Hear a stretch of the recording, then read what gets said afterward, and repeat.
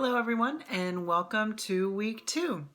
This week we're going to explore some of the history of special education and disability practices in order to have a deeper understanding of contemporary methods. As you read about the legislation, you might want to consider how this compares to what you experienced in your schools growing up in regards to special education. Depending upon your age, it may look very different now than it did back when you were in school. We're also going to explore the inclusion model, which is a common practice for meeting the needs of diverse learners. And you'll have the opportunity to learn about an IEP or individualized education plan or program, and how students with disabilities can qualify for an IEP. This is a key document. The IEP is a very important document to special education because it outlines specific instructional methods and changes to a student's learning environment that they require as a result of their disability. I recognize that for some of you, this may be your first go at education or maybe even special education. So I've taken a lot of care to make sure that you feel supported with a differentiated model. So you'll see a lot of different types of resources. You'll see things presented in multiple formats just to make sure that you can really get your footing. If things are a little fuzzy at this moment, in terms of the acronyms or the ideas that we're talking about, please don't be concerned. As we move through the semester, you'll become more and more familiar, and by the end of the semester, you'll be one of us. I do want to take a quick moment to review some of the expectations for the week, just to make sure that you feel comfortable.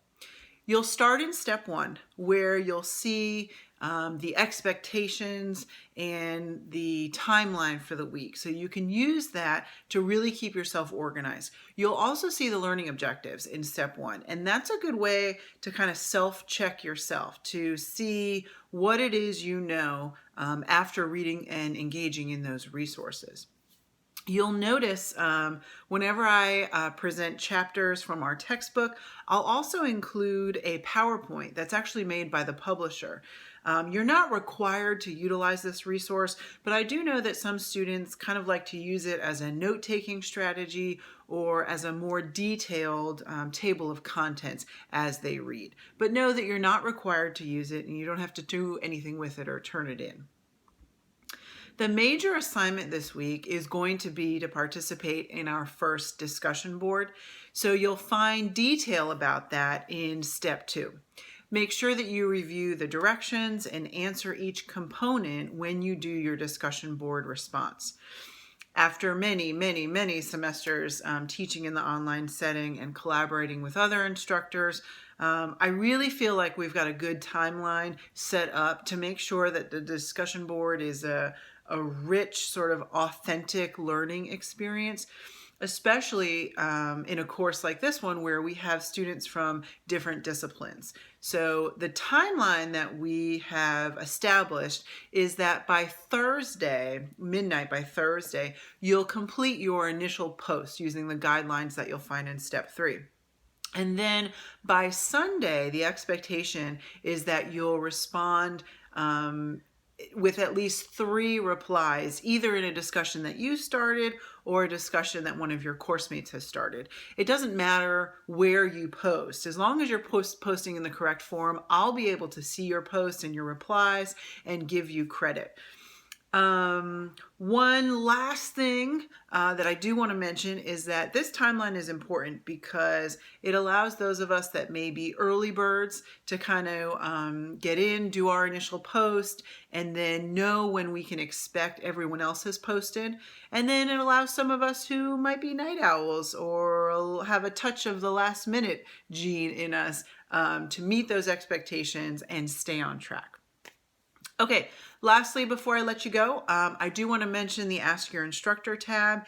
If you've got a course-related question or something that comes up when you're reading or you have a question about working with students with disabilities, please take a moment to post it there in the Ask Your Instructor tab. I will get to it and usually reply within 24 hours. This is such a good place to really extend your learning, especially when we've got a group of course participants that have various degrees of experience teaching. It's going to help you extend what you already know, and then it naturally will help extend and deepen the understanding of your course mates as well. If you got something that's more of a personal matter, please feel free to send me an email so that we can discuss it there. All right, I hope that you have a great week. Your next step is to click on the Week 2 tab on the left-hand side of your screen and go ahead and review Step 1, get yourself organized, and then in Step 2, you'll see all of the resources that you need. Thanks so much.